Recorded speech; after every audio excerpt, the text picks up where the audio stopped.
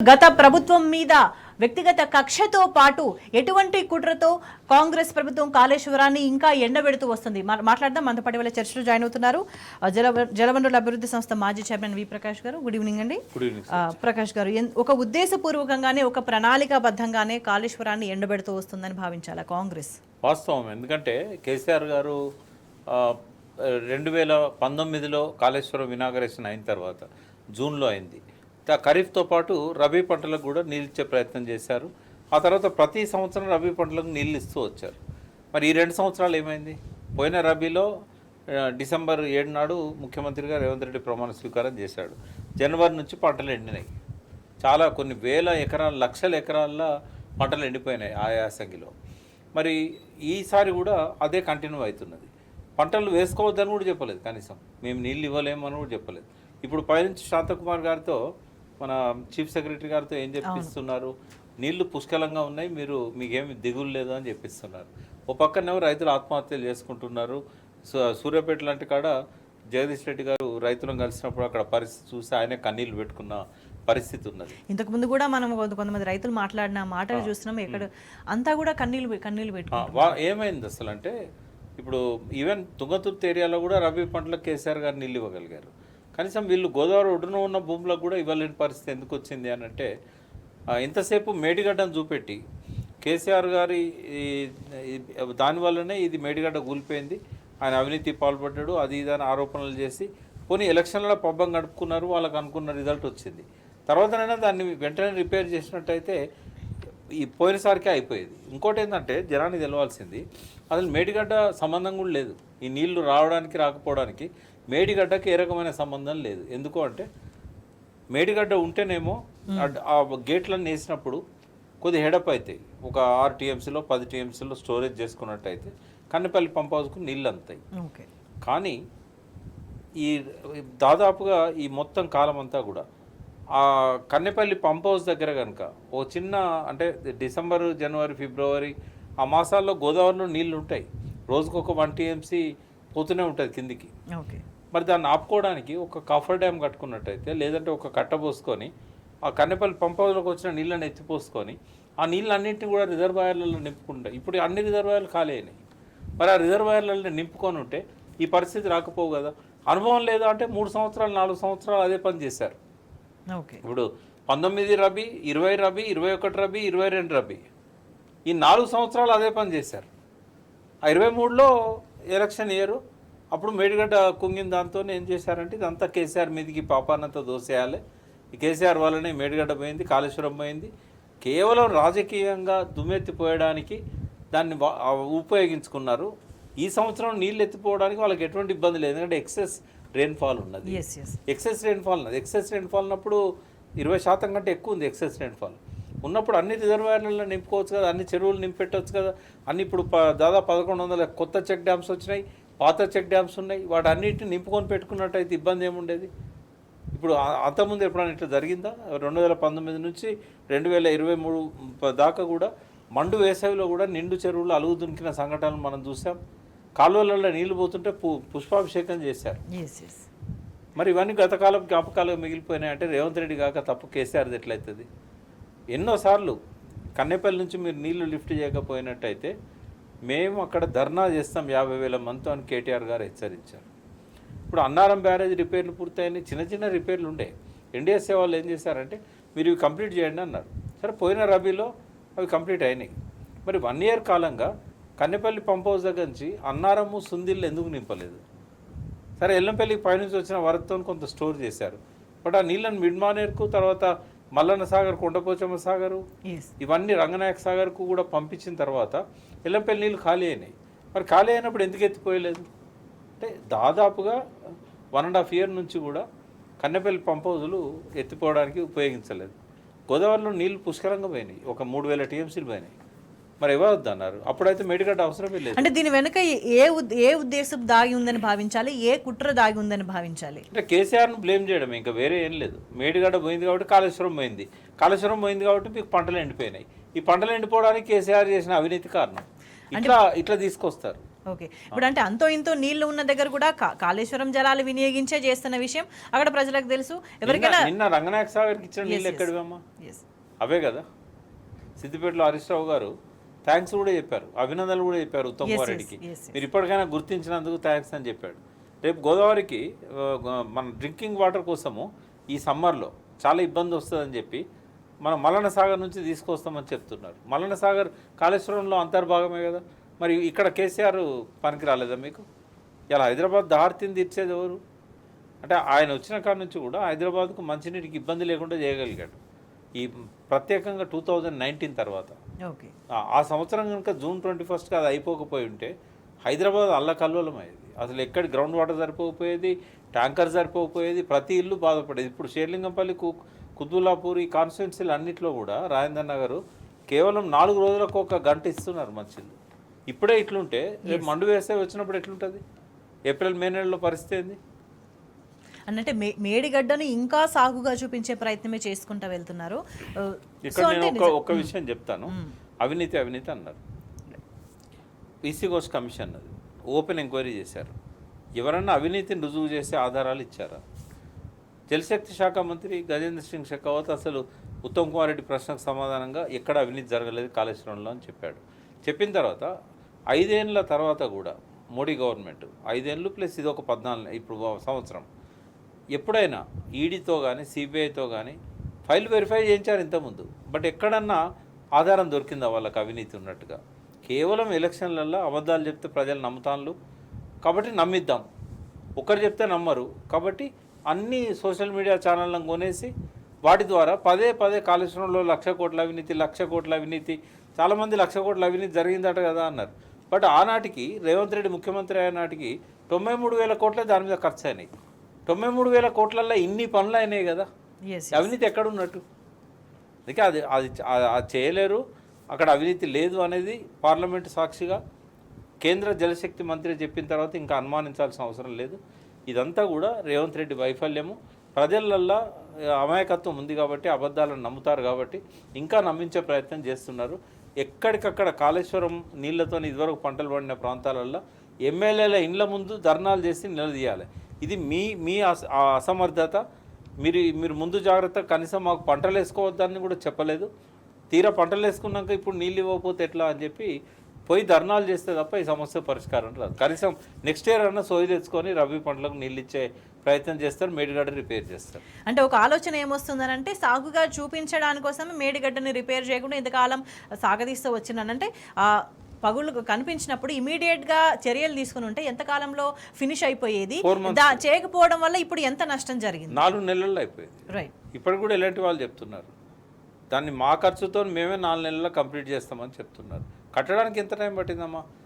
ముందు కొంచెం మిగతా పనులు చేయడానికి ఎక్కువ టైం తీసుకున్నారు. కానీ నేను కేసీఆర్ గారితో ఆ మీటింగ్లో ఉన్నా 2019 జనవరి 1 నాడు కొత్త సంవత్సరం రోజు కాళేశ్వరం పోయినప్పుడు ఎల్ఎన్టీకి సంబంధించిన అతను సుబ్రహ్మణ్యం గారు చీఫ్, అతను అడిగాడు కేసీఆర్ గారు, మీకు ఎంత సమయం పడుతుంది? మాకు ఇది అర్జెంటుగా మార్చి ఏప్రిల్ లోపల కావాలి అన్నాడు. అంటే అంత తొందరనైతే మేము ఇవ్వలేము, కనీసం మేము ఒక 6 months టైం ఇవ్వండి, మేము చేస్తామన్నారు. అంటే జూన్ వరకు కంప్లీట్ చేస్తామని చెప్పారు. అయితే ఆ రోజు చూస్తే చాలా పనులు పెండింగ్ ఉన్నాయి. జస్ట్ ఒక 6 monthsలో వాళ్ళు కంప్లీట్ చేసి జూన్ 21 నాడు మనకు ఆడ ముహూర్తం పెట్టారు. 3 రాష్ట్రాల ముఖ్యమంత్రులు వచ్చేసారు. మళ్ళీ పునర్నిర్మాణం చేయాలన్నా కూడా 6 నెలల కంటే ఎక్కువ పట్టదు. ఇంకొకటి, ఇప్పుడు జూలై నుంచి దాదాపుగా డిసెంబర్ దాకా కన్నెపల్లి పంప్ హౌస్ దగ్గర ఎత్తిపోయడానికి కావాల్సిన లెవెల్లో నీళ్లు ఉన్నాయి. ఎవరు ఎత్తిపోయొద్దు అన్నారు? మేడిగడ్డ అంటే పోయింది. మేడిగడ్డ లేకుండానే నీకు ఎత్తిపోసే నీళ్ళు అక్కడ ఉన్నాయి కదా. కొన్ని వందల టీఎంసీలు ఎత్తిపోయడానికి మూడు పంపులు పనిచేస్తున్నాయి, 11 పంపులు పనిచేస్తున్నాయి. రోజుకు 3 టీఎంసీల నెట్వర్క్ తయారైంది అప్ టు ఎల్లంపల్లి దాకా. మరి ఎవరు నిన్ను వద్దన్నారు? ఆ నీళ్ళు కనుక నువ్వు ముందే నింపుకొని ఉన్నట్టయితే అట్లీస్ట్ వర్షాలు ఆగిపోయిన తర్వాత పైనుంచి వరద వస్తుందనే నమ్మకం ఉండుంటే సెప్టెంబర్ తర్వాత వర్షాలు పడాయి కదా. సెప్టెంబర్, అక్టోబర్, నవంబర్, డిసెంబర్ ఈ 4 నెలలు కన్నెపల్లి పంప్ హౌస్ దగ్గర ఎత్తిపోసే లెవెల్లో నీళ్లు ఉన్నాయి కదా. మరి అన్నారంలో రిపేర్లు అయిపోయినాయి, సుందిళ్ళలో రిపేర్లు అయిపోయినాయి. అక్కడ నుంచి ఎందుకు ఇదంతా నింపుకోలేదు? 140 టీఎంసీల కెపాసిటీ. కనీసం గోదావరిలో కూడా ఆ లెవెల్లో నీళ్ళు ఎందుకు పెట్టలేదు? సుందిళ్ళ దగ్గర సరే మేడిగడ్డ నీకు 16 టీఎంసీలది కాబట్టి నీళ్ళు ఎక్కువ స్టోర్ చేశారు, అందుకే ఇది అయిందని ఒక అనుమానం ఉంది. బట్ ఇక్కడనైతే ఒక 5-6 టీఎంసీల నీళ్ళు అయితే స్టోర్ చేయాలి కదా, నది పొడుగుతో నీళ్ళు అయితే చేయాలి కదా, ఎందుకు చేయలేదు? ఇవన్నీ కూడా ఆన్సర్ చెప్పాల్సింది రేవంత్ రెడ్డి. ప్రజల లోపల ఏంటంటే ఇంకా అంత లోతైన అవగాహన వాళ్ళకు లేదు కాబట్టి అడగట్లేదు. ఇప్పుడన్నా సోయి తెచ్చుకొని ఈ కాంగ్రెస్ నిలదీయాల్సిందిగా నేను ప్రజలను కోరుతున్నాను. అంటే ఇప్పటికే ఇట్లా పంటలను ఎండబెట్టడం వల్ల తీవ్రమైన వ్యతిరేకత వచ్చింది ప్రభుత్వం మీద. అంటే రేవంత్ రెడ్డి ప్రభుత్వానికి ప్రజల నుంచి వాళ్ళ మీద వ్యతిరేకత వచ్చినా పర్వాలేదు కానీ వ్యక్తిగత కక్షనే ప్రాధాన్యంగా ఇంకా ముందుకు పోతున్నారని భావించాలా? ఎందుకంటే ఈ రాజకీయాలలో ప్రజల సంక్షేమం అనేది పక్కకు పోయింది. పర్టికులర్గా రేవంత్ రెడ్డి మార్క్ రాజకీయం ఏంటంటే ఎవడెక్కడైనా పోనీ అధికారంగా నేనే కొనసాగాలి, అవతల మీద నిందలేయాలి, ఆత్మస్థుతి పరనింద అంటాం. దానికి ఆయన అలవాటు పడ్డాడు. ఆయన తలపోగరు దించాలంటే ప్రజలు ధర్నాలు చేయడం తప్ప వేరే పరిష్కారం లేదు. రోడ్ల మీదకి రావాలి, ఎండిపోయిన కర్రలను తీసుకొని వచ్చి ధర్నాలు చేయాలి, ఎమ్మెల్యేలను ఇంట్లోకి వెళ్ళి బయటికి రాకుండా గెరవ్ చేయాలి. లాఠీ ఛార్జీలైనా పర్వాలేదు, ఎందుకంటే చావడానికి సిద్ధమవుతున్న వాళ్ళు ఒంటి మీద లాఠీ దెబ్బలకు వెనుకపోరు. కాబట్టి ఆ ఉద్యమ స్ఫూర్తి మరొకసారి ప్రదర్శించకపోతే ఈ ప్రభుత్వం మెడలు వంచడం సాధ్యం కాదు. ఎందుకంటే ప్రకాష్ గారు ఆల్రెడీ ముఖ్యమంత్రి దగ్గర ఉన్న శాఖలకు సంబంధించి అంటే ఆయన దగ్గర పెట్టుకున్నాడు, ఆయన ఏం పని చేస్తలేదు, ఎక్కడ కూడా పనులు ముందుకు పోవట్లేదు, కాబట్టి ఆయా రంగాలకు సంబంధించి తీవ్రమైన ఇబ్బంది పడుతున్నారు అని అనుకోవచ్చు. కానీ మరి సాగునీటికి సంబంధించి నీటిపారుదల రంగ మంత్రి అయితే ఉన్నాడు కదా, మంత్రి ఉన్నాడు, మరి ఆయన ఏం చేస్తున్నాడు, ఆ శాఖ మొత్తం కూడా ఏం చేస్తుందనే ఒక ప్రధానమైన ప్రశ్న కూడా తలెత్తుతుంది. ప్రకాష్ గారు, జలవనరుల మంత్రి ఉన్నాడు, ఒక శాఖ ఉన్నది, అధికారులు ఉంటారు, ఒక వ్యవస్థ అంతా ఉంటుంది, మరి వాళ్ళంతా కూడా ఏం చేస్తున్నట్టు, ఏం జరుగుతుంది? అంటే ముఖ్యమంత్రి ఆదేశాలకు భిన్నంగా ఏ జలవనరుల శాఖ మంత్రి కూడా వ్యవహరించడు. రెండోది ఏంటంటే ఈ పర్టికులర్గా కాంగ్రెస్ పార్టీలో కింది నుంచి పైదాకా ఎవ్వరికి నీళ్ళ మీద అవగాహన లేదు.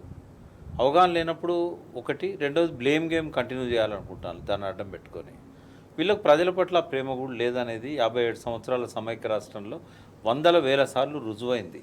ఇప్పుడు వాళ్ళకి నిజంగానే గోదావరి జలాలను వాడుకోవాలి ప్రజల కోసం అనే ప్రేమ ఉంటే శ్రీరామ్ సాగర్ ప్రాజెక్టు తర్వాత ధవళేశ్వరం ఆనకట్ట దాకా తెలంగాణ ప్రాంతంలో 500 మైళ్ళు గోదావరి ప్రవహించినా కూడా ఎక్కడ ఒక చిన్న బ్యారేజ్ కట్టారా? పోనీ మధ్యలో వీళ్ళు అధికారంలోకి వచ్చారు 10 సంవత్సరాలు రాజశేఖర రెడ్డి గారి పీరియడ్లో. దేవాదులకు ఒక బ్యారేజ్ కూడా లేకుండా ఆ బొందలకెళ్ళి నీళ్లు తోడుపోసుకోండి అని చెప్పి ఎంత వెటకారంగా చెప్పారు వాళ్ళంటే, గోదావరిలో ఆడ కొంచెం వాటర్ స్టోర్ అవుతుంది, అందులోకెళ్ళి ఎత్తిపోసుకోలేండి అంటే పెద్ద పెద్ద లిఫ్ట్లు అవి. ఆ మూడు దశలలో దాదాపు 6 లక్షల ఎకరాలకు 6.5 లక్షల ఎకరాలకు నీళ్ళు ఇచ్చే ప్రాజెక్టుకు ఆ బొందన నీళ్ళు ఉంటాయట, ఆ నీళ్ళను ఎత్తిపోసుకోవాలంటే ఏం మాట్లాడతారు వాళ్ళు? అంటే ఎన్నడూ కూడా వీళ్ళకి తెలంగాణ ప్రజల పట్ల ప్రేమ లేదు. వాళ్ళ పదవుల మీద, వాళ్ళ పార్టీ మీద, వాళ్ళ సీట్ల మీద తప్ప వేరే దేని మీద వాళ్ళకి ప్రేమ లేదు. అదే వారసత్వం కొనసాగుతూ ఉంది. కాంగ్రెస్ పార్టీలో నాయకత్వంలో వాళ్ళ మనస్తత్వాలు ఏం మారలేదు. వాళ్ళ ఆ పాత పద్ధతిలోనే ఇప్పుడున్న మంత్రులు చాలామంది గతంలో కూడా సమైక్య రాష్ట్రంలో మంత్రులు ఉన్నారు. వాళ్ళకి ఇంకా బానిస బుద్ధులు, బానిస మనస్తత్వాలు అవే వెంటాడుతూ ఉన్నాయి.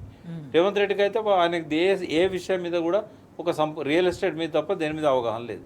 ఆ రియల్ ఎస్టేట్ కూడా మొత్తం కనీసం ఆ రియల్ ఎస్టేట్ ఆయనకు అవగాహన రియల్ ఎస్టేట్ నన్నా కొంచెం ఏమైనా డెవలప్ చేస్తాడేమో. ఎందుకంటే హైదరాబాద్ ఇక్కడున్న జనాభాలో కొన్ని మిలియన్ల మంది రియల్ ఎస్టేట్ నమ్ముకొని బతికేటోళ్ళు ఉన్నారు. బ్రోకర్లు, రియల్ ఎస్టేట్ కంపెనీలు, సంస్థలు. ఇలా రియల్ ఎస్టేట్లో ఉన్న వాళ్ళు కూడా సూసైడ్ చేసుకునే స్థాయికి దిగజారారు. పోనీ ఆయనకు పట్టున్న ఒకే ఒక్క రంగము, ఆ రంగం మీద కూడా ఆయన తన ప్రభావాన్ని చూపెట్టలేకపోతున్నాడంటే కేవలం బ్లేమ్ గేమ్ చేసి కాలం గడపాలి, వాళ్ళు ఏమి చేసే ఉద్దేశం వాళ్ళకు ఉన్నట్టు కనబడతలేదు. కాళేశ్వరంలో వాళ్ళు కనుక అనుకున్నట్టయితే ఈ రబీకి నీళ్ళు ఇచ్చేవాళ్ళు. ఇప్పుడన్నా కనీసం తేరుకొని ఈ వర్షాకాలం వచ్చే లోపల కనుక పనులు మొదలుపెట్టి కంప్లీట్ చేసినట్టయితే కేవలం 4-5 నెలల్లో మేడిగడ్డ రిపేర్ అవుతుంది. మేడిగడ్డ రిపేర్ అయినా కాకపోయినా వీళ్ళు కన్నపల్లి దగ్గర లిఫ్ట్ చేయడానికి ఇబ్బంది ఏం లేదు. ఈవెన్ సమ్మర్లో కూడా చిన్న మట్టి కట్ట అడ్డం పెట్టుకొని వచ్చిన నీళ్ళని అలా పంపించుకొని రోజుకో 1/2 టీఎంసో మే దాకా జూన్ దాకా కూడా ఎత్తిపోసుకోవచ్చు. ఎంత ఖర్చు అయిద్దామా? చిన్న కాఫర్ డ్యామ్ కట్టుకున్నా కూడా అది అంత 50 కోట్లలో అయిపోతుంది. దానివల్ల ఇవాళ లక్షలాది ఎకరాల్లో పంటలు పండుతాయి. అన్ని పంపులు వ్యవస్థ అంతా ఏర్పాటు చేశారు కేసీఆర్ గారు. కేవలం ఆయన బ్లేమ్ చేయడానికి చేస్తున్న కథ ఇదంతా. ఓకే. అండ్ తాజాగా మంత్రి ఉత్తమ్ కూడా ఎన్డీఏసీ రిపోర్ట్కి సంబంధించి ఏదో లీక్స్ మాట్లాడతా మళ్ళీ దీన్ని కూడా రాజకీయం చేసే ప్రయత్నం చేస్తున్నారు. ఎట్లా చూడాలి?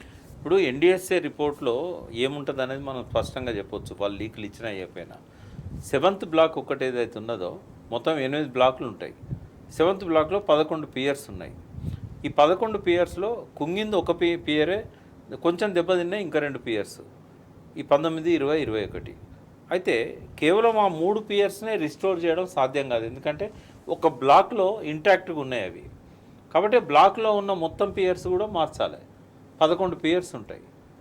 7వ బ్లాకు అవతల ఇంకొక బ్లాక్ ఉంది, యువతల 6 బ్లాకులు ఉన్నాయి. ఆ జాయింట్ తీసి మళ్ళీ ఫిక్స్ చేయాలి. భూమిలో కూడా దానికి సంబంధించిన తవ్వకాలు మళ్ళీ ఇవన్నీ వేయాల్సినవి ఉంటాయి. కొన్ని ఇంతకుముందు షీట్ ఫైల్స్ అన్న బదులు సీకెంట్ ఫైల్స్ వేశారు కదా, అవి ఏమన్నా డ్యామేజ్ అయితే మళ్ళీ వాటిని వేయాల్సి ఉంటుంది. మంచిగా ఉన్నాయి ఉపయోగించుకోవాల్సి ఉంటుంది. ఈ పనులన్నీ కూడా ఒక 4-5 నెలల కంటే ఎక్కువ కాలం పట్టదు, ఎందుకంటే గతంలో ఈ బ్లాక్స్ కట్టినప్పుడు కూడా ఒక బ్లాక్ నిర్మించడానికి పట్టిన కాలం అంతకంటే ఎక్కువ లేదు. కాబట్టి అది ఒకవేళ ఎన్డీఎస్ఏ రిపోర్ట్ ఇచ్చి చాలా రోజులైంది.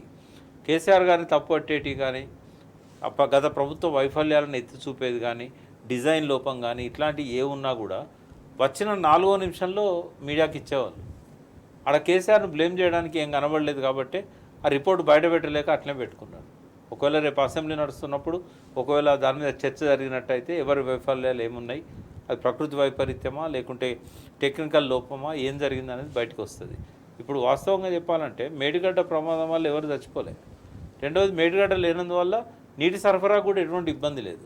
కానీ వాళ్ళ ఎస్ఎల్బీసీలో ఇంతమంది చచ్చిపోయారు కదా, దీనికి బాధ్యత ఎవరు తీసుకుంటారు? ఇందాక నేను కేటీఆర్ గారి ప్రకటన చూశాను. 2019లోనే ఆ ప్రాంతం గురించి ఒక రిపోర్ట్, నెగటివ్ రిపోర్టు, దాన్ని రెడ్ జోన్గా డిక్లేర్ చేయడము, ఈడ పనులు కొనసాగకూడదని చెప్పినట్టుగా ఆయన మీడియాకి చెప్పాడు. ఒకవేళ అదే నిజమైతే మరి ఆధారబాధారగా పనులు చేసి ఎందుకు ఇట్లా చేశారు? టీఆర్ఎస్ను మళ్ళీ బ్లేమ్ చేస్తున్నారు, మీరేం చేయలేదు, మీరు కొనసాగించలేదని. మరి వాళ్ళు కొనసాగించుంటే ఆ రోజే వీళ్ళు చచ్చిపోయేవాళ్ళు కదా. వాళ్ళకున్న ఆ జాగ్రత్త ముందు చూపు వీళ్ళకి ఎందుకు లేకుండా పోయింది? ఆ ప్రాంతం పనికిరాదు అనుకున్నప్పుడు టన్నెల్ అలైన్మెంట్ చేంజ్ చేయాలి, లేదంటే దాన్ని వదిలేయాలి. మనుషుల ప్రాణాల కంటే ఎక్కువ కాదు. పోనీ ఆల్టర్నేటివ్ లేదంటే లిఫ్ట్ ఆల్రెడీ ఉంది, గ్రావిటీతో కూడా ఇంకొక ఆల్టర్నేట్ పథకాన్ని తీసుకురావచ్చు. మనసుంటే మార్గం ఉంటుంది. కానీ వాళ్ళు ఏమీ చేయకుండా కనీసం ఆ డెడ్ బాడీస్ ఎక్కడనే కూడా ఇప్పటివరకు ట్రేస్ చేయలేదంటే ఈ ప్రభుత్వ వైఫల్యం కాక ఇంకేమవుతామో. వాళ్ళ వైఫల్యాలను కప్పుచ్చుకుంటూ డైవర్షన్ పాలిటిక్స్ అని అంటాం కదా, అందులో ఆరితేరిళ్ళు వీళ్ళు. ఇప్పుడు డిస్కషన్ అంతా కాళేశ్వరం మీద తిప్పుతున్నారు. మేడిగడ్డ, ఎన్డీఎస్ఏ రిపోర్టు, ఈ బ్యారేజ్ పనికిరాదు, ఇది రిస్టోర్ చేయలేము, మొత్తం బ్యారేజ్ మలగట్టాలి, ఇట్లాంటివన్నీ కూడా తీసుకొస్తున్నారు. అంటే శ్రీశైలం నుంచి అటెన్షన్ అంతా కూడా డైవర్ట్ చేయడానికి. మీరు ఈ మధ్య చూసారో లేదు, 4 రోజుల నుంచి ఎక్కడ కూడా హెడ్లైన్స్లలో ఫ్రంట్ పేజీల వార్తలు కనబడతాయి. దాన్ని మీడియాతో మాట్లాడుకున్నాడు, వాళ్ళకి అనుకూలంగా ఉన్నాయి పత్రికలలో, మీడియాలో ఆ వార్త రాకుండా చేస్తున్నాడు. ఎందుకంటే ప్రగల్భాలకు వేయండు ఉత్తమ్ కుమార్ రెడ్డి. రేపు సాయంత్రం లోపల డెడ్ బాడీస్ని తీస్తామని చెప్పారు. 4 ఆచూకీ దొరికింది అన్నాడు. ఈ 8 మందిని కూడా రాబోయే 36 గంటల లోపల బయటకు తీస్తామని చెప్పారు. 36 గంటలు పోయింది, ఇప్పుడు 5 రోజులు అయింది ఆయన చెప్పిన తర్వాత. అంటే స్టిల్ ఇప్పటి పరిస్థితి ఏంటంటే ఏవో స్పెషల్ కేరళ నుంచి ఏవో డాగ్స్ని పిలిపించిందంట బాడీస్ని ఐడెంటిఫై చేయడం కోసం. స్టిల్ ఇప్పటికి కూడా ఆచూకీ దొరకండి. అయితే స్నిఫ్ ట్యాగ్స్ కూడా లోపల పోవడానికి ఆడ అవకాశం లేదు కదా, అవి దగ్గరికి పోతే గుర్తుపడతాయి, దగ్గరికి పోయే అవకాశం లేదు. రెండవది మీద 5-6 మీటర్ల రాళ్ళు మట్టి నిండిపోయిన తర్వాత స్మెల్ ఎట్లా వస్తుంది వాటికి? అది పోర్స్ ఉండాలి కదా, స్మెల్ వచ్చే అవకాశం ఉండాలి కదా. కుప్పలు రాళ్ళు, బురద, మట్టి అంతా నిండిపోయింది. ఆ బురదలకి వెళ్ళి స్మెల్ ఎట్లా వస్తుంది బయటికి? అంటే ఒక ప్రభుత్వంగా ఉన్నప్పుడు రాష్ట్రానికి మంచి జరిగినా చెడు జరిగినా అన్నింటికీ బాధ్యత వహించాల్సి ఉంటుంది ప్రభుత్వం అనేది. అంటే ఒకవైపు కక్షతోని పంటలు ఎండబెట్టినా, సాగునీళ్ళు లేకుండా చేసినా, ఇప్పుడు నిర్లక్ష్యం చేసి భూగర్భ జలాలు అడిగంటిపోయేలాగా చేసినా, జనానికి తాగునీళ్ళు లేకపోయినా, కరెంట్ లేకపోయినా, ఏది లేకపోయినా, ఏం చేసినా కూడా పూర్తి స్థాయి బాధ్యత ప్రభుత్వం అనుకుంటుంది. అంటే ఇట్లా చేస్తే మాకు చెడ్డ పేరు వస్తుంది, మా మీద ఇంత నెగిటివిటీ వస్తుందని కనీసం మినిమం సోయి లేదా కేవలం ఎక్కడెక్కడైతే డబ్బులు తమ వాళ్ళ ఖాతాల్లో నిండుతాయి, తమకు ఎక్కడైతే బ్యాగులు సర్దుకుంటాయనే దాని మీద మాత్రమే దృష్టి పెడితే ఎట్లా? ఇప్పుడు ప్రజలు నాకు అధికారం ఇచ్చారు, 5 ఏళ్ళు నేను ఉంటాను, నన్ను ఎవరు దించలేరు, నేను ఏం చేస్తే మళ్ళీ అయితే వచ్చేది లేదు కదా, నేనే ఆఖరి సీఎం అని చెప్పుకున్నాడు కదా రేవంత్ రెడ్డి. అంటే ఆయనకు ఒకటి క్లియర్గా అర్థమైంది ఏంటంటే నేను మళ్ళీ రాను, ఈ ప్రజలు నన్ను మళ్ళీ ఎన్నుకోరు, ఒకవేళ ఎన్నుకున్నా ఈ పార్టీ నన్ను కంటిన్యూ చేయదు.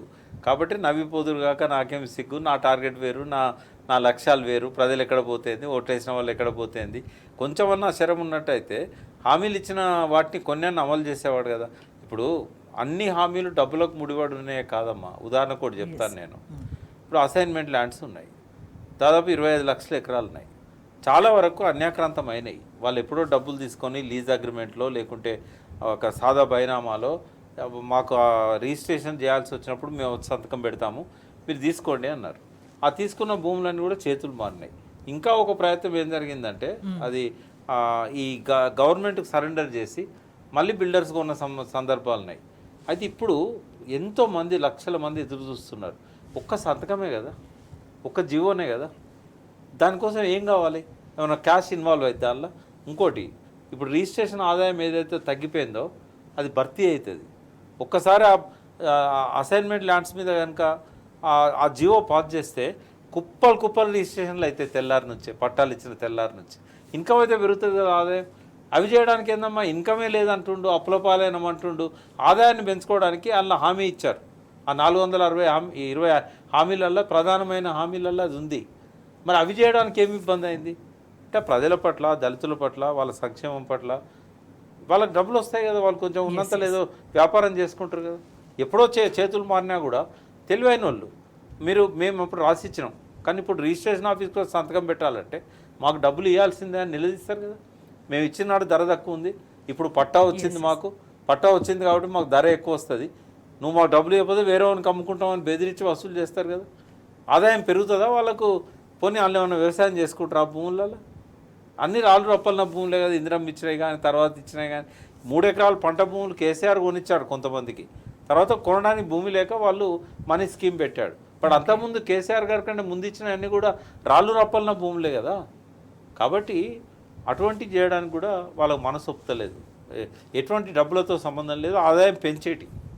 అట్లా ఒక ఎగ్జాంపుల్ చెప్పాను మీకు. వాళ్ళ ఎంత అజాగ్రత్తగా, ఎంత ఇష్టం లేకుండా పరిపాలన చేస్తున్నారు, ప్రజల పట్ల మనసు లేకుండా. మానవ కోణం ఉండాలి గవర్నమెంట్కి. ఏం చేస్తే ఇప్పుడు కేసీఆర్కి ఎవరు చెప్పిందని చెప్పి 400కు పైన స్కీములు పెట్టగలిగాడని. ఈయన 400 హామీలు ఇచ్చాడని 400 స్కీములు పెట్టాడు. ఆ స్కీములు కూడా అవి కొనసాగుతలేవు. ఇప్పుడు ఏ కుటుంబంలో ఎవరు వచ్చినా కూడా వాళ్ళకు 6 లక్షలు 5.5 లక్షలు వచ్చేది. ఇన్సూరెన్స్ ఉండేది, ప్రభుత్వమే కట్టేది. ఇవాళ ఏదమ్మా 7,000 కోట్లు బకాయి పడ్డారు ఎల్ఐసికి. ఈ సంవత్సరం అసలు కిస్తీ కట్టలేదు. ఇక్కడ ఎవరు చచ్చిపోయినా కూడా వాళ్ళకు రాజశేఖర రెడ్డి ఉన్నప్పుడు అదే పరిస్థితి, ఇప్పుడు అదే పరిస్థితి.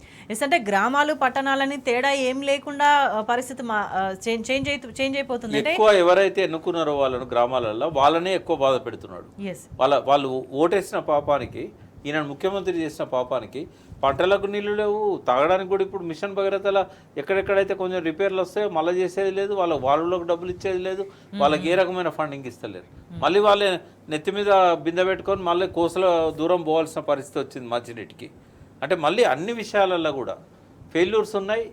అన్నీ కూడా ఒక 5 ఏళ్ళు తెలంగాణ ఇప్పటికే వెనక్కి నెట్టిండు. ఇంకో 2 సంవత్సరాలు చేస్తే 10 ఏళ్ళు వెనక్కిపోతుంది తెలంగాణ. మళ్ళీ కేసీఆర్ రాకముందు ఎలాంటి ఎండిన భూములు, పవర్ కట్లు, తర్వాత తాగునీటికి విలవిల ఇప్పుడు హైదరాబాద్ ప్రజలకు రాబోతున్న. అంటే ఇప్పుడు ప్రధానంగా రేపటి నాడు ఎండాకాలం రాకముందే ఇట్లా ఉంటే రేపటి నాడు తాగునీళ్ళ పరిస్థితి ఏందనేది చాలా ఆందోళన కలిగిస్తుంది. ప్రకాష్ గారు, ఈ భూగర్భ జలాలు అడుగంటిపోవడానికి కూడా వీళ్ళు కారణమైతే వీళ్ళు ఇంకేం చేస్తున్నట్టు? అంటే ఇప్పటికే తాగునీటికి అనేక చోట్ల సమస్యలు వస్తున్నాయి. అసలు వీళ్ళు అధికారంలోకి వచ్చిన మొదటి నెలలోనే ముఖ్యమంత్రి సొంత నియోజకవర్గంలోనే మహిళలు రోడ్డెక్కి బిందెలు పట్టుకొని నిరసన తెలిపిన పరిస్థితి వచ్చేసింది. అంటే ఒకటి తెలంగాణ పట్ల అవగాహన లేకపోవడం, రెండవది ఏంటంటే కాళేశ్వరంతోనే అన్నింటినీ లింకు పెట్టి మాట్లాడడము. చాలామందికి ఆ ప్రాజెక్టులో ఏమేమి లింక్స్ ఉన్నాయి, ఇక్కడి నుంచి ఎట్లా నీళ్ళు వస్తాయి అవగాహన లేకపోవడం వల్ల ఈయన చెప్పే అబద్ధాలు నమ్ముతున్నారని అనుకోవడము. తర్వాత ఇంతకుముందు ఎట్లుండేదంటే వర్షాలు లేక భూగర్భ జలాలు అడుగంటినాయని అనుకునేటోళ్ళు. కానీ వర్షం ఎక్కువ పడ్డ తర్వాత కూడా భూగర్భ జలాలు ఎందుకు అడుగంటినాయి అంటే కేసీఆర్ గారు ఒక ఇంటిగ్రేటెడ్ నెట్వర్క్ చేశారు. ఇప్పుడు పవర్ గ్రిడ్ ఉంటుంది కదా, ఒక దగ్గర కరెంట్ పోయినా కూడా ఇమీడియట్గా మళ్ళీ వస్తుంది. ఇట్లా పవర్ గ్రిడ్ లాగా వాటర్ గ్రిడ్ అనేది ఆయన ఏర్పాటు చేశాడు. తాగునీటికే కాదు, ఒక రంగా చెప్పాలంటే సాగునీటికి కూడా పరోక్షంగానో ప్రత్యక్షంగానో ఒక గ్రిడ్ ఏర్పాటు చేశాడు. ఎస్ అంటే ఇప్పుడు అడుగంటి పోవడం వల్ల 30 లక్షల బోర్లకి సమస్య వచ్చిన సిచ్యువేషన్ ఉంటుంది ఇప్పుడు. ఎందుకంటే అప్పుడేమో ఎండిపోయిన బావులు, బోర్లు అన్నీ కూడా మళ్ళీ నీళ్ళు వచ్చినాయి. ఆయన చేసిన గొప్ప పని ఏంటంటే మిషన్ కాకతీయ చెరువులు అన్నింటిలో ఎంతో కొంత పుడిగే తీశారు. పుడిగే తీయడం వల్ల ఆ నీళ్ళన్నీ కూడా భూగర్భంలోకి పోయినాయి.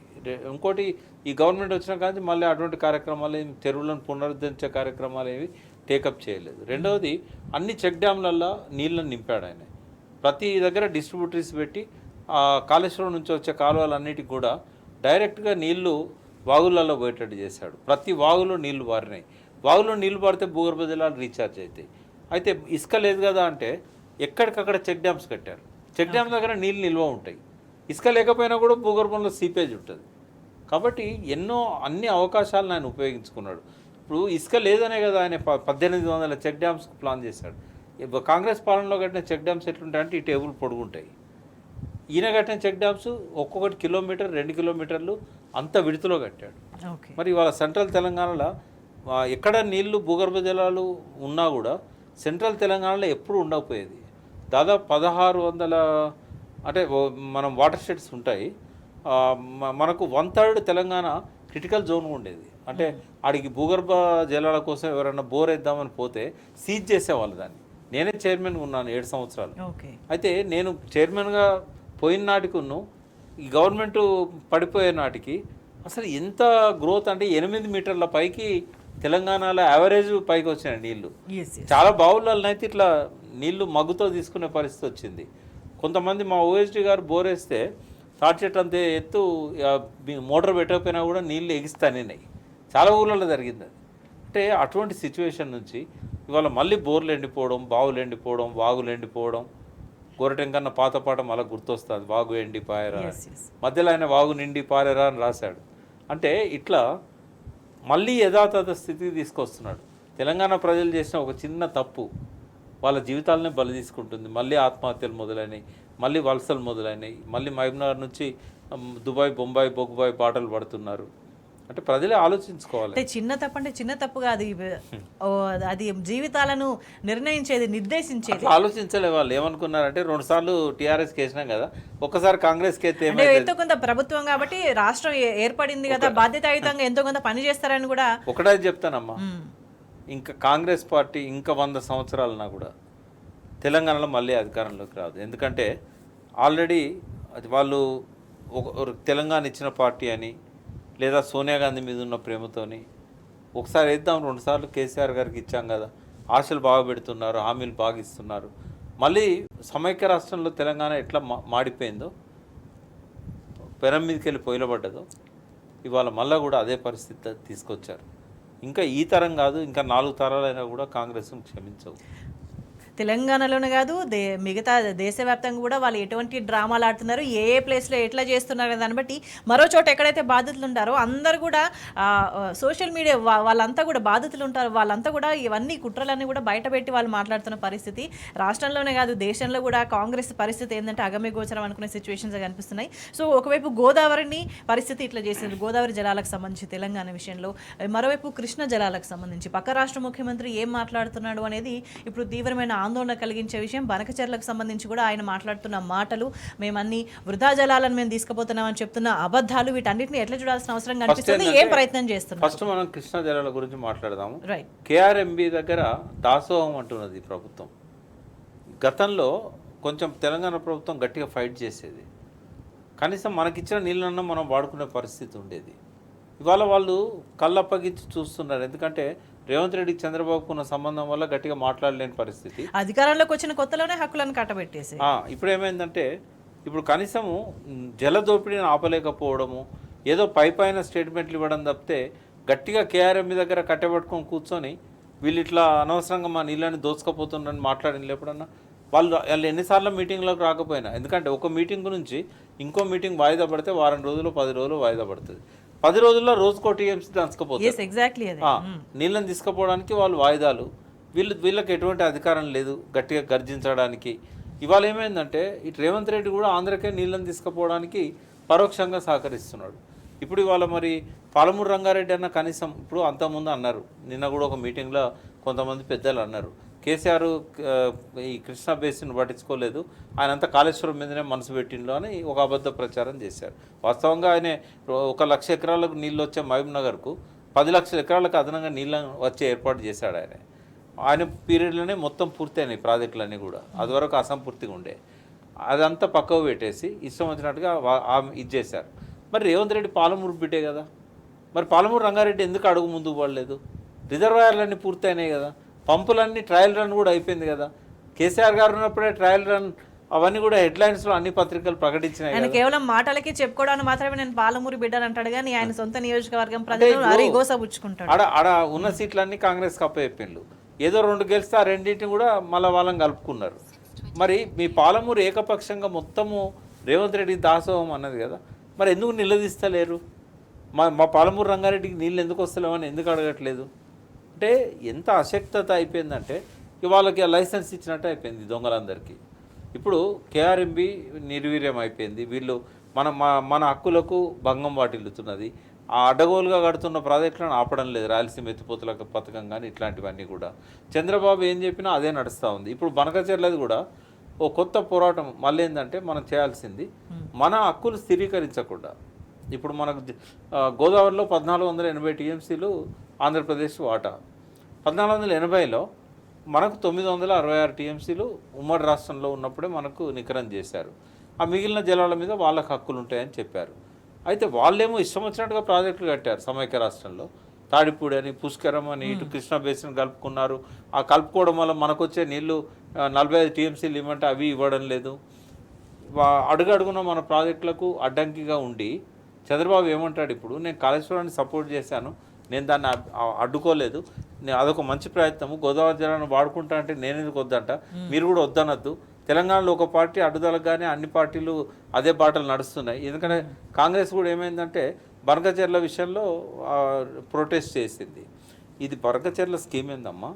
ఇది ఒక 80,000 కోట్లతోని పోలవరం నుంచి బనకచెర్లకు లిఫ్ట్ ద్వారా కాలువల ద్వారా నీళ్ళని తీసుకుపోయి పెన్నార్ బేసిన్ అంటే అటు కడప రాయలసీమ జిల్లాలు, ఇటు నెల్లూరు జిల్లా, ఆ జిల్లాలకు నీళ్ళు ఇవ్వడం కోసం బనకచెర్ల దగ్గర ఒక రెగ్యులేటర్ ఉంది.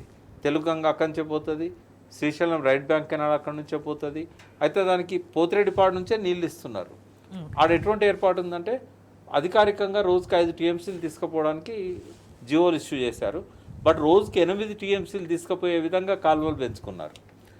అక్కడ కూడా బనకచెర్లకు లింక్ పెట్టే పోలవరం కెనాల్ సంబంధించి కూడా హరీష్ రావు గారు లాస్ట్ ఇయర్ అంటే 23 జూలైలో కేంద్ర జలశక్తి మంత్రికి లెటర్ రాశాడు. వీళ్ళు మమ్మల్ని మభ్యపెట్టి కాలువలో విస్తీర్ణం పెంచుకుంటాను, ఇన్లేదో కాన్స్పిరసీ ఉంది, వాటిని ఆపండి, విచారణ చేయండి అని చెప్పి.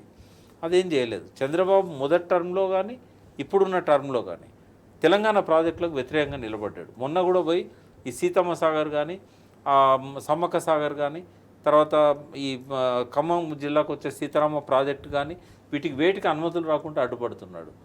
ఇప్పుడేమంటున్నాడు? గోదావరిలో పోలవరం తర్వాత సముద్రంలోకి పోతాయి, సముద్రంలో పోయే నీళ్ళు మీ తెలంగాణకు అయితే రావు కదా, వాటిని నేను తీసుకపోతానంటే మీకేంది ఇబ్బంది అని. మనకేంది ఇబ్బంది అంటే గోదావరి నీళ్ళు మొదలు ఎవరు వాళ్ళు వాడుకుంటే వాళ్ళకు రైట్స్ వస్తాయి.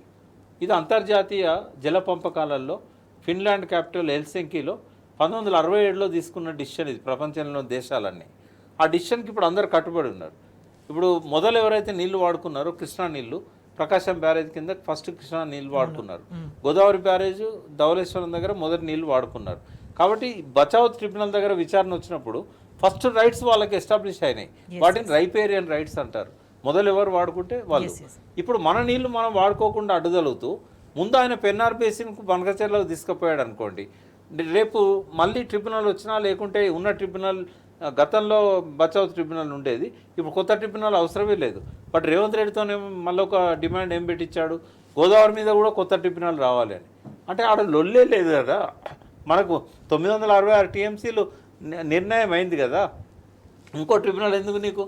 అంటే ఈ ట్రిబ్యునల్ ఎందుకు అంటే మనం ఇంతవరకు వాడుకున్న 700 టీఎంసీల వరకే మన హక్కులను పరిమితం చేయాలి, తగ్గియాలి.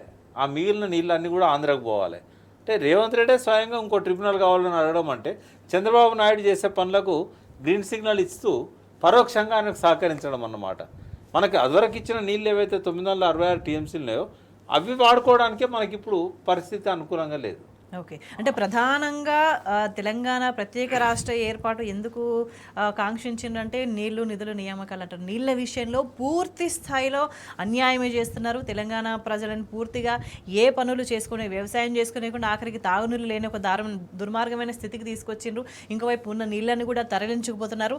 రేపటి నాడు మళ్ళీ రాష్ట్ర ఏర్పాటుకు ముందు ఎటువంటి పోరాటం అయితే చేసినామో, అంటే ఇప్పుడు మన రాష్ట్రంలో మనం ఉన్నామని ఒక భావన ఉన్నది, ఇట్లా ఉన్నాం. కానీ ఇటువంటి చర్యల వల్ల కంటిన్యూస్గా చేస్తూ ఉండే చర్యల వల్ల ఈ ప్రభుత్వం టర్మ్ అయిపోయేంత వరకు కావచ్చు, దానికంటే ముందు కూడా కావచ్చు, ఇంకా అత్యంత ప్రమాదకరమైన పరిస్థితులు రాబోతున్నాయని భావించాల్సిన అవసరం కనిపిస్తుంది, ఆందోళన చెందాల్సిన అవసరం కనిపిస్తుంది. వాస్తవంగా ఏంటంటే తెలంగాణ ఎప్పుడైతే కాంగ్రెస్ నమ్మి సమైక్య రాష్ట్రానికి ఒప్పుకొని ఆ రోజుల్లో నాయకులు సంతకాలు పెట్టారో 7 ప్రాజెక్టులు మన రద్దయినాయి. ఇప్పుడు ఈ 5 ఏళ్ళు ఈ రేవంత్ రెడ్డి కాంగ్రెస్ పార్టీకి అధికారం ఇవ్వడం వల్ల ఏవైతే అసంపూర్తిగా ఉన్న పనులు ఉన్నాయో అవన్నీ రద్దవుతాయి. ఇప్పుడు ఈ కొత్త ట్రిబ్యునల్ వేసినా కూడా మనం వాడుకున్న నీళ్ళకే వాళ్ళు మీకు అవకాశం ఇచ్చినాం, 50 సంవత్సరాలు అయినా కూడా మీరు వాడుకోలేదు కాబట్టి ఇంతవరకే మీకు ఇస్తున్నామని చెప్తారు. మిగిలిన నీళ్ళన్నీ ఆంధ్రకు పంపిస్తే ఆంధ్ర నుంచి పెన్నార్ బేసిన్కు, కృష్ణా బేసిన్కు వాళ్ళు తరలించుకుంటారు.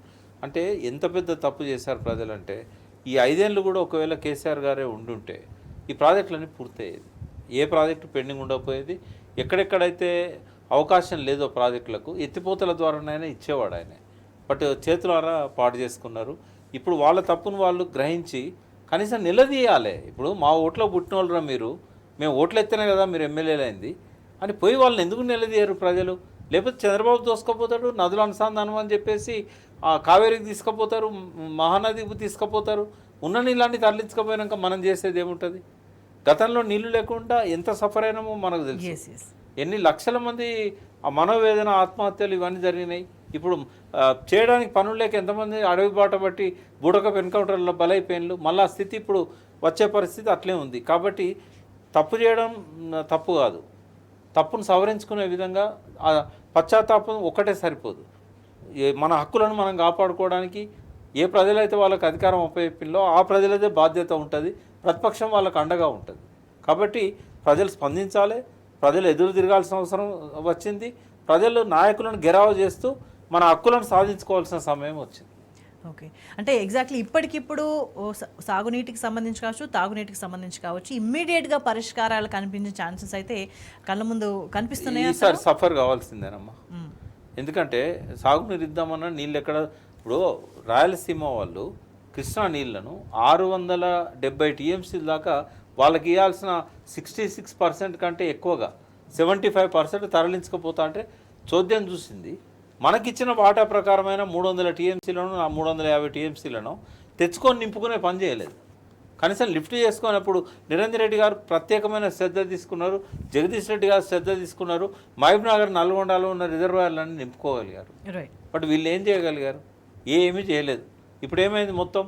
ఇప్పుడు అవన్నీ ఎండిపోయినాయి, ఉన్న రిజర్వాయర్ల నీళ్ళు వాడుకునే పరిస్థితి లేదు. కొత్తగా ఇప్పుడు ఎక్కడి నుంచి వస్తాయి? శ్రీశైలం అడగంటిపోయింది. మనకు అవసరమైన నీళ్ళల్లో సగం వాటా కూడా ఇప్పుడు మనకు రావట్లేదు. మొన్న కేఆర్ఎంబి దగ్గర మనం చూసినాం, మనం అడిగిన దానిలో సగం కూడా మనకి ఇస్తలేరు.